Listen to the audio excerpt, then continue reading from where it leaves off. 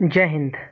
मैं साकेत मिश्रा आप सभी का त्रिगुमा एकेडमी पर बहुत स्वागत करता हूं। आशा करता हूं आप सभी लोग बहुत अच्छे होंगे, स्वस्थ होंगे, मज़े में होंगे। आज हम डिस्कस करेंगे एक ऐसी शख्सियत जो किसी भी परिचय की मोहताज नहीं है, जिन्होंने हिंदुस्तान ही नहीं बल्कि पूरे विश्व का मार्गदर्शन किया और जिनके थॉट्स, जिनके विचार हमारा नहीं बल्कि पूरे विश्व के कल्याण के लिए हमारा मार्गदर्शन हमेशा करते रहेंगे। आज हम बात करेंगे स्वामी जी की, स्वामी विवेकानंद की जीवन परिचय की, जो कि एक खुद में एक वेदांत है, एक उपनिषद है, खुद में एक पुराण है, जो विश्व इतिहास की पलट पर एक ऐसा परिचय है जो विश्व के कल्याण के लिए हमेशा उनकी बातें, उनकी थॉट्स हमारा मार्गदर्शन करते रहेंगे। तो आज हम बात करेंगे स्वामी जी की। अगर आपने अभी तक मेरा चैनल सब्सक्राइब नहीं किया है तो आप सभी लोगों से मेरी रिक्वेस्ट है, प्लीज़ मेरा चैनल सब्सक्राइब करें और शेयर और सपोर्ट करें ताकि मोटिवेशन मिलती रहे और हम अपना काम बखूबी करते रहें, आपकी सेवा में हमेशा तत्पर रहें। चलिए स्टार्ट करते हैं स्वामी जी की जीवन परिचय से। तो स्वामी जी का जन्म 12 जनवरी 1863 को कैलकाटा में हुआ था, जो उस समय बंगाल प्रेसिडेंसी के अंडर आता था। इनके पिताजी का नाम विश्वनाथ दत्ता था और इनकी माताजी का नाम भुवनेश्वरी देवी था। इनके पिताजी बहुत ही उस समाज में प्रतिष्ठित व्यक्ति थे और अटॉर्नी थे ये उस समय के, और इनकी माताजी थी वो गृहिणी थी। तो स्वामी जी की जो प्रारंभिक शिक्षा है वो कैलकाटा मेट्रोपॉलिटन स्कूल से हुई थी। उसके बाद इन्होंने जो अपनी स्नातक की पढ़ाई है वो प्रेसिडेंसी कॉलेज कलकत्ता से पूरी की। और ये हिंदुज़म में यकीन रखने वाले व्यक्ति थे। और आज शायद हम सभी व्यक्ति जो हिंदुज़म को फॉलो कर रहे हैं, जो सनातन संस्कृति को फॉलो कर रहे हैं, हम सब रेडी हैं स्वामी जी के कि इन्होंने हमें इतने के बावजूद, इतने संघर्षों के बावजूद हमें हिंदू बनाए रखा, हमें हिंदुत्व की सारी प्रक्रियाओं से, सारी कर्म भूमि से, हमारी नैतिक कर्तव्यों से हमें अवगत कराया। स्वामी जी के बहुत ही प्रसिद्ध इन्होंने जो किताबें लिखी हैं, जो इन्होंने हमें एक हमारे मार्गदर्शक के रूप में जो हमें इन्होंने एक भेंट दी है, वो है इन्होंने Karma Yoga, Raja Yoga, lecture from Colombo to Almora, my master. तो ये बहुत ही ज़बरदस्त वक्ता थे। इन्होंने जो हमें ज्ञान दिया, ध्यान ध्यान की जो इन्होंने हमें दिया, ध्यान, मेडिटेशन, जो आज आज आज आप सभी लोग समझते होंगे मेडिटेशन, तो ये हमें स्वामी जी ने बताया कि मेडिटेशन कैसे करते हैं। वैराग्य के बारे में इन्होंने हमें बताया, जो आज भी हिंदुस्तान का ही नहीं अपितु पूरे विश्व के कल्याण के लिए इनके विचार, इनका ज्ञान हमेशा कल्याण के लिए, से समाज कल्याण में हमारा मार्गदर्शन करता है। ये बहुत ही अल्प आयु में, लगभग 40 वर्ष की आयु में 4 जुलाई 1902 में इनकी ये समाधि ले लेते हैं।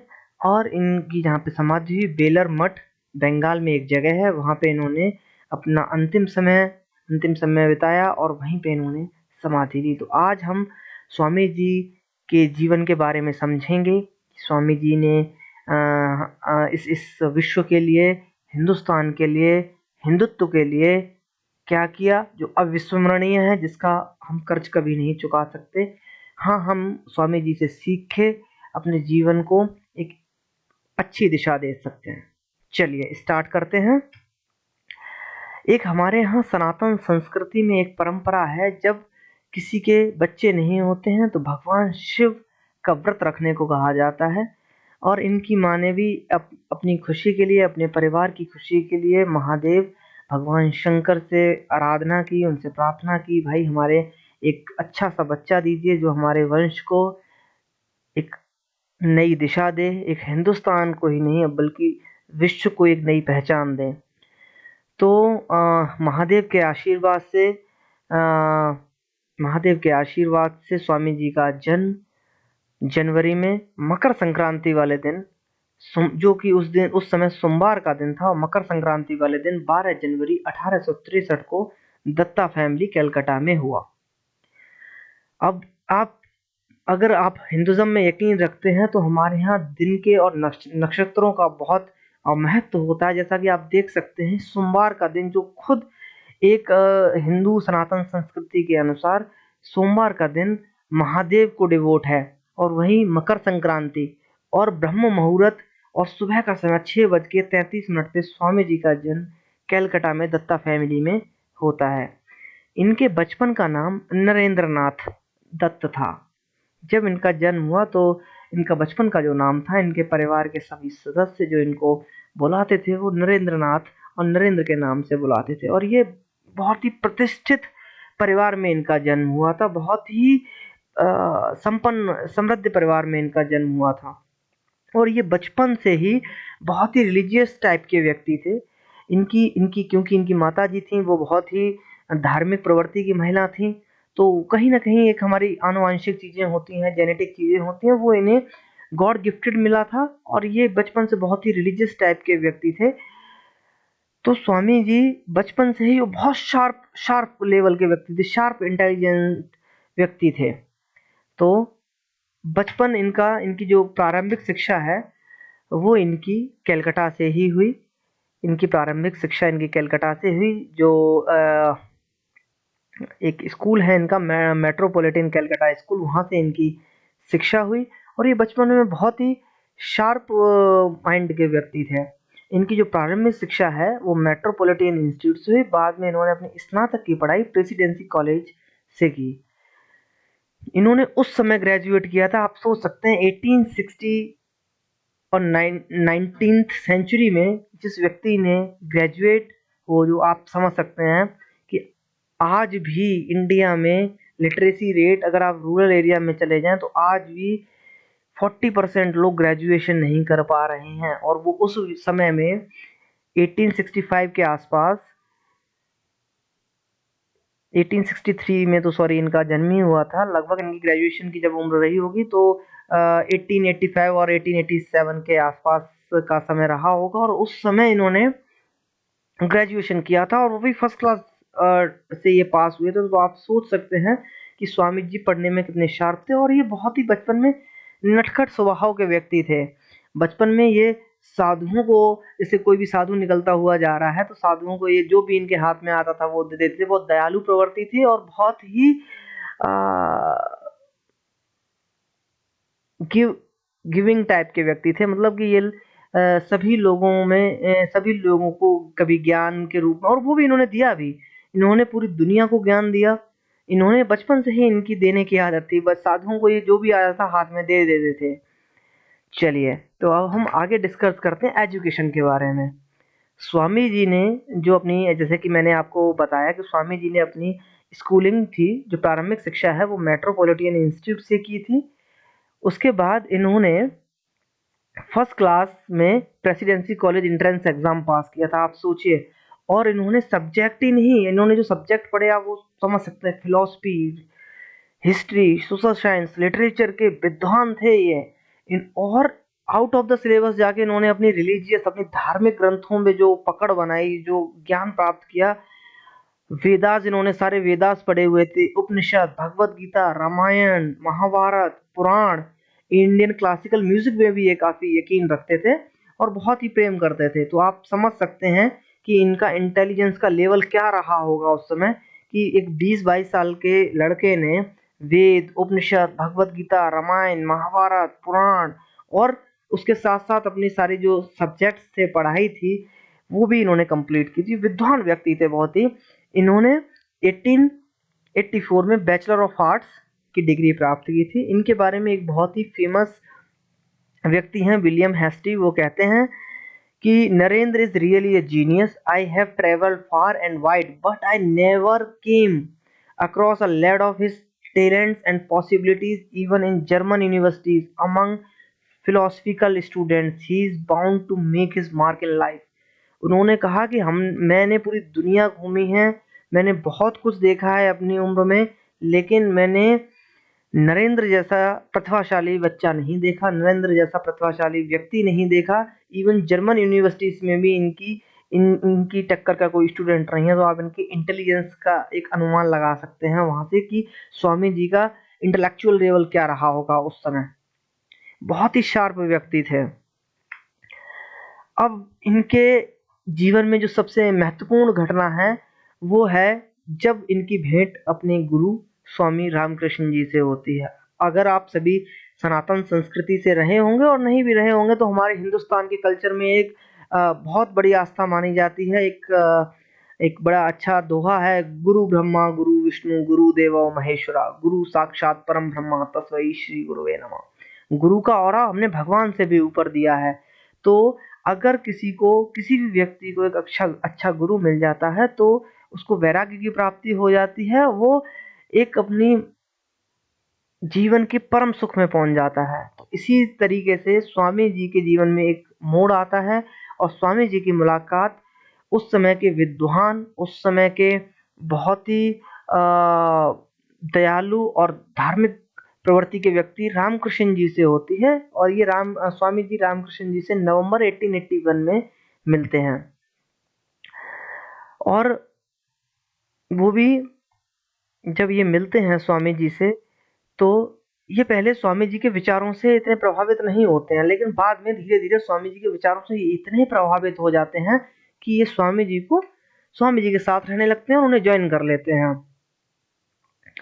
रामकृष्ण ब्राह्मण ब्राह्मण कास्ट से आते थे, लेकिन बहुत ही इंटेलेक्चुअल व्यक्ति थे। बहुत ही इन्होंने वैराग्य, जो आप कहते हैं मेडिटेशन, इन सभी चीज़ों पे इन्होंने अपनी पकड़ बनाई हुई थी, अपनी ज्ञान की प्राप्ति की हुई थी।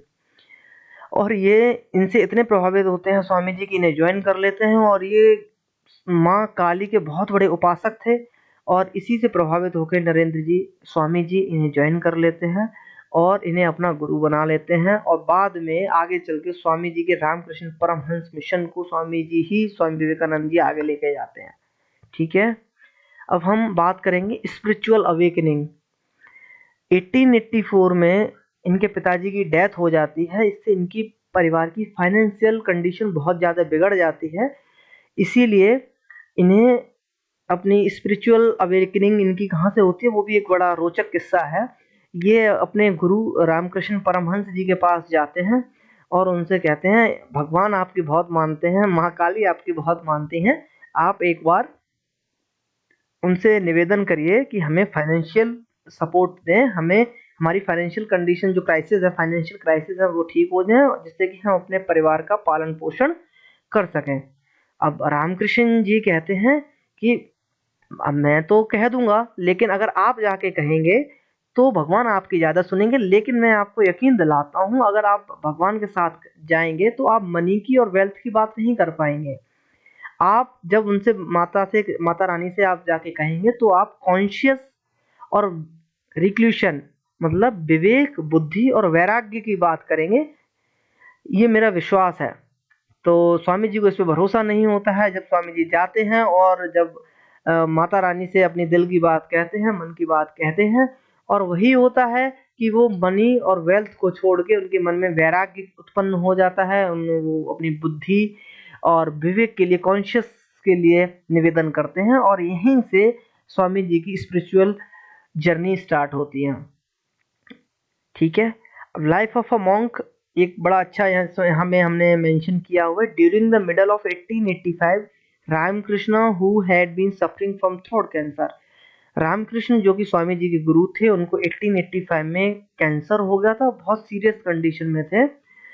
जब वो सीरियस कंडीशन में थे तो 16 अगस्त 1886 में स्वामी जी के जो गुरु थे रामकृष्ण जी, वो समाधि ले लेते हैं। After the demise of the Shri Ramakrishna, around 15 of his disciples including Narendranath begin to live together in a dilapidated building इन कैलकाटा। इनके सिद्धांतों को आगे ले जाते हुए, इनकी चीज़ों को आगे ले जाते हुए स्वामी विवेकानंद, उन्हीं के आशीर्वाद से रामकृष्ण मिशन की जो भी उद्देश्य थे, जो भी लक्ष्य थे, उनको आगे उन्होंने ले जाने का कार्य किया। और अगर भी आप अभी भी हिंदुस्तान में देखें तो रामकृष्ण परमहंस की जो संस्था है उसके बहुत से आपको केंद्र मिल जाएंगे जो आज भी हिंदुज़म को जागृत करने का काम करते हैं।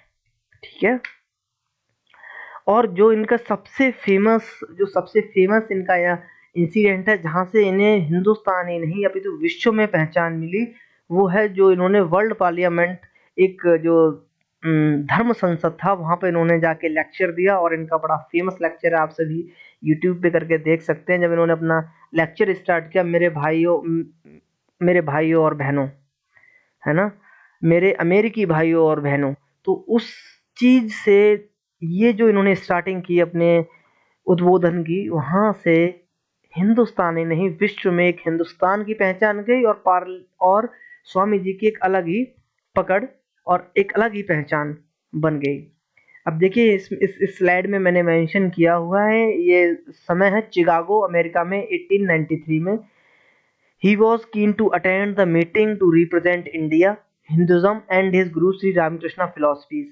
ये वहाँ पे जाते हैं, हिंदुस्तान का प्रतिनिधित्व करते हैं और रामकृष्ण जी की जो फिलॉसफी थी उनको लोगों तक पहुँचाने का ये काम करते हैं। अब ये सोचिए उस समय उनके पास इतने पैसे नहीं थे कि वो खुद चिकागो जा पाए, तो उस समय के जो एक राजा थे मद्रास के, अजीत सिंह जी, राजा ऑफ खेतरी, वो स्वामी जी को मदद भेजते हैं और उनका सारा आने जाने का खर्चा उठाते हैं और स्वामी जी को भेजते हैं। 31 मई 1983 से वो बॉम्बे से जाते हैं। तो ये बहुत ही अच्छी चीज़ थी, एक हिंदुस्तान की पहचान के रूप में और विश्व स्तर के रूप में एक विश्व को ऐसा व्यक्ति मिला था जो वसुधैव कुटुंबकम में यकीन रखते थे और इन्होंने पूरे विश्व को अपना परिवार मानते थे।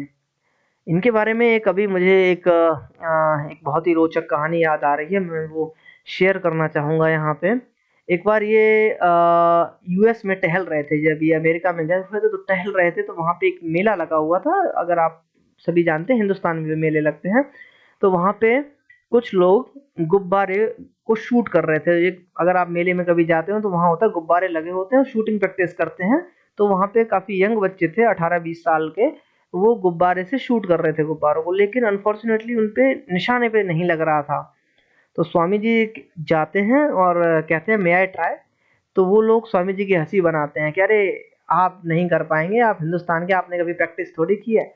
लेकिन वो निवेदन करते हैं और स्वामी जी जब ट्राई करते हैं तो स्वामी जी 3 शॉट कर मारते हैं और 3 के तीनों शॉट निशाने पे लगते हैं। तो जो अमेरिका के बच्चे थे बड़े आश्चर्यचकित होकर पूछते हैं, सर आपने कभी प्रैक्टिस की है? स्वामी जी का रिप्लाई आता, नहीं, हमने कोई भी प्रैक्टिस नहीं की है, ये this is the power of meditation, this is the power of ध्यान। तो वहीं से मेडिटेशन, ध्यान की आप पावर को समझ सकते हैं। मैं सभी लोगों से, सभी जो भी मेरे भाई, मेरी बहनें और मेरे जो भी बुजुर्ग, बड़े, मुझसे छोटे जो भी व्यक्ति इस वीडियो को देख रहे हैं, मैं सभी से कहूँगा आप इनर इंजीनियरिंग पे ध्यान दीजिए, मेडिटेशन पे ध्यान दीजिए, मेडिटेशन करिए। जब आप मेडिटेट करेंगे ना, आप यकीन मानिए आप खुद में बदलाव महसूस करेंगे। खैर मैं किसी दिन मेडिटेशन पे एक सेपरेट लेक्चर लूँगा, वो एक अलग चर्चा का विषय है। आज हम बात करते हैं स्वामी जी के इस उद्बोधन की। ये धर्म संसद में इस उद्बोधन के बाद स्वामी जी का ही नहीं बल्कि पूरे हिंदुस्तान का एक विश्व लेवल पे जो एक छवि बनी, वो एक अप्रतिम थी, जिसका शब्दों में जिसको बयान नहीं किया जा सकता, जिसका आज भी लोग उस स्पीच को सुन के अपने आप को गौरवान्वित महसूस करते हैं। ठीक है, लेकिन हाँ, बहुत ही अल्प आयु में स्वामी जी का 4 जुलाई 1902 को लगभग 40 साल की अल्प आयु में इनकी डेथ हो जाती है। ये समाधि ले लेते हैं। डेथ शब्द माफ़ी चाहूँगा सही नहीं होगा ऐसे महान व्यक्ति के लिए। ये लगभग 40 साल की उम्र में ये बेलर मठ एक जगह है, वहाँ पे ये समाधि ले लेते हैं और ये अपनी सारी जो नैतिक जिम्मेदारियां और कहेंगे सांसारिक मोहमाया वाली दुनिया को छोड़ के समाधि ले लेते हैं। और इन्होंने अपना जो भी 40 वर्ष का जीवन जिया वो बहुत ही बेहतरीन, शानदार और ऐसे थॉट्स के साथ जिया जो आज भी दिन हजारों लोगों को नहीं बल्कि मैं कहूँगा पूरे विश्व को एक सही दिशा दिखाने का काम करते हैं। और इनकी दीवानगी का आप अंदाजा इस बात से लगा सकते हैं कि हमारे हमारे वर्तमान प्रधानमंत्री श्री नरेंद्र मोदी जी बहुत स्वामी विवेकानंद जी को मानते हैं। लाल बहादुर शास्त्री जी बहुत स्वामी जी को मानते हैं। सुभाष चंद्र बोस स्वामी जी से बहुत कुछ बहुत ज़्यादा प्रभावित थे। तो ऐसे एक या दो नहीं, ऐसे हजारों महान लोग हैं जो स्वामी जी से बहुत ज़्यादा प्रभावित हैं और आज भी ये विश्व को एक सही दिशा दिखा, इनकी फिलॉसफीज, इनकी वैल्यूज आज भी विश्व को एक सही दिशा दिखाने का कार्य करती हैं। Thank you for watching us. और अगर आप सभी ने को मेरी वीडियो अच्छी लगी हो तो प्लीज़ मेरे चैनल को सब्सक्राइब करें, लाइक करें और शेयर करें। मैं इसी के साथ एक अनाउंस करना चाहूँगा, मैं डेली एक महान शख्सियत की एक बायोग्राफी लेके आऊँगा और आप सभी का अगर प्यार मिलता रहा तो हम कोशिश करेंगे कि हम जल्दी ही 100 बायोग्राफीज़ कवर करें। जिस हर बायोग्राफी से आप सभी लोग कुछ न कुछ सीख सकते हैं, कुछ न कुछ समझ सकते हैं। जय हिंद। और मैं एक चीज़ लास्ट में जाते-जाते एक स्वामी जी का बहुत ही फ़ेमस विचार है, थॉट है, वो मैं आप सभी से साझा करना चाहूँगा, जो कि व्यक्तिगत रूप से मुझे बहुत पसंद है। अ, उठो, जागो और तब तक मत रुको जब तक कि आपको लक्ष्य की प्राप्ति नहीं हो जाती।